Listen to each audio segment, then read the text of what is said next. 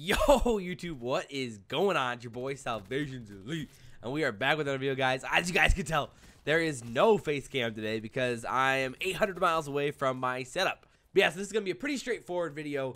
Basically, the edit's going to be pretty simple, just a little gameplay, me talking over it. Like the good old days, baby. It's kind of fun going back to the roots. So I was just scrolling through my timeline today, getting minding my own business like always. And again, man, I get hit with it right away. Clayster and Jkap were going at it, and oh my gosh, dude.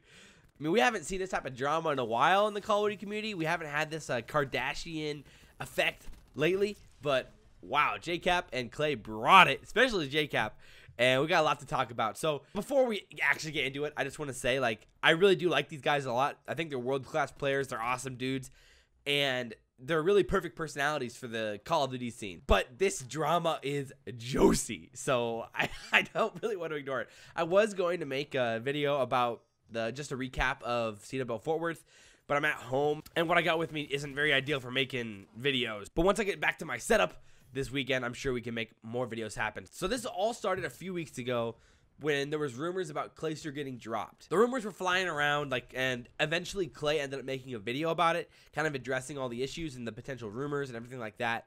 And he didn't get too deep into the situation. He basically talked that, you know, he got called aside, thought he was getting dropped, but they decided to try to make it work, and they were going to go into it pretty confident. And they were playing pretty well going into Fort Worth, so the hopes were pretty high, I feel like, and they had a lot to look forward to.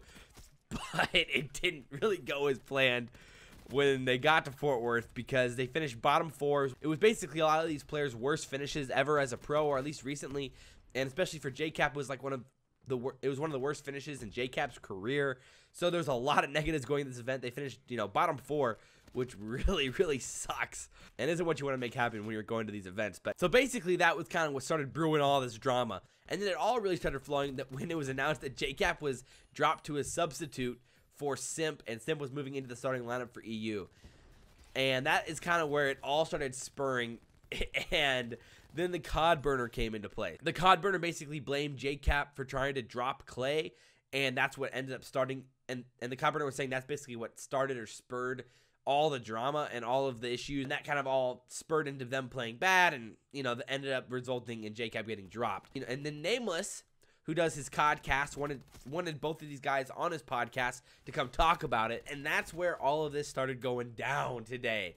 So basically, I'm just going to summarize the conversation. I'll show the tweets while I'm summarizing the conversation, and we're just going to go over everything that we know about what's happening between Jkap and Clay, and how this is going down. So again, Nameless sends this tweet, and then Jkap replies, "I'm down, blah, blah, blah," and eventually Clay's basically saying, there's nothing to talk about. I don't want to talk about it. It's all been covered, blah, blah, blah. I don't want to talk about it. And Jkap thinks the Cod burner threw him under the bus about the Clayster rumors. And so he's kind of talking about that. Then Clay is trying to be reasonable and simple.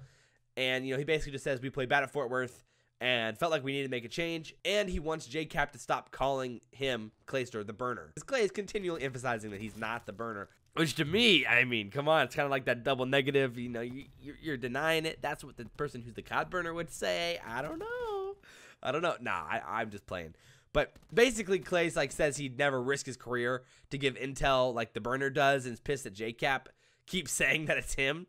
But this is when Jkap starts going in, and he says, "Actually, I was thinking about it. Wasn't your fault, and I still don't like, but I still don't like you.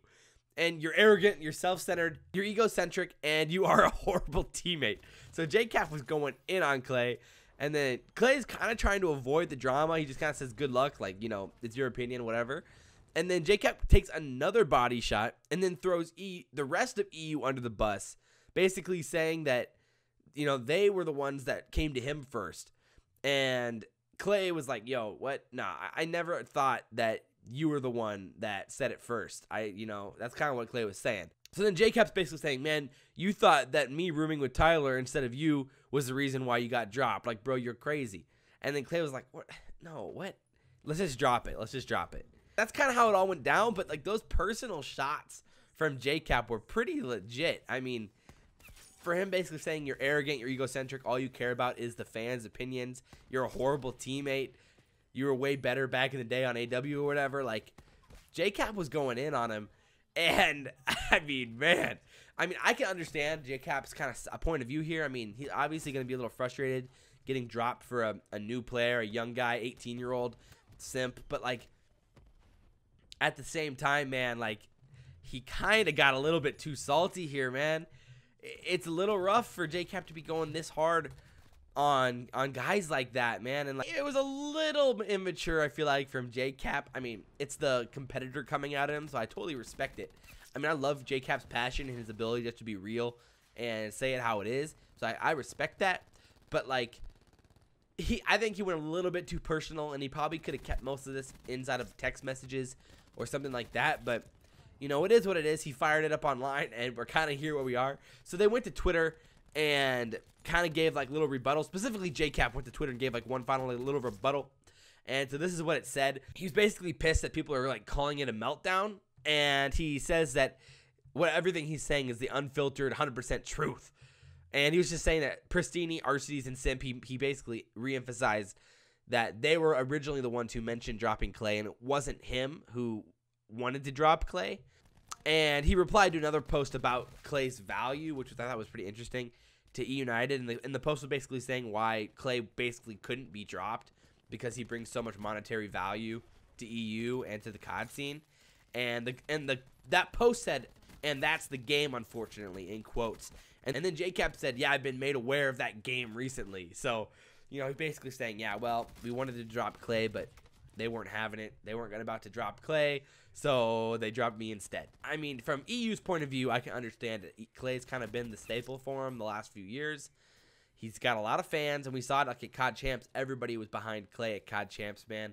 All the fans were rallying behind him, and I'm sure as you're E United, it's hard to drop a guy like that when you can build a brand around that guy, especially going into franchising. So, I mean, overall, the drama probably will phase out, but what I'm excited about is that it creates a little bit of drama and a little bit of rivalry going forward wherever Jkap ends up, because, of course, Jkap's going to find a team during free agency, during ROSTERMANIA.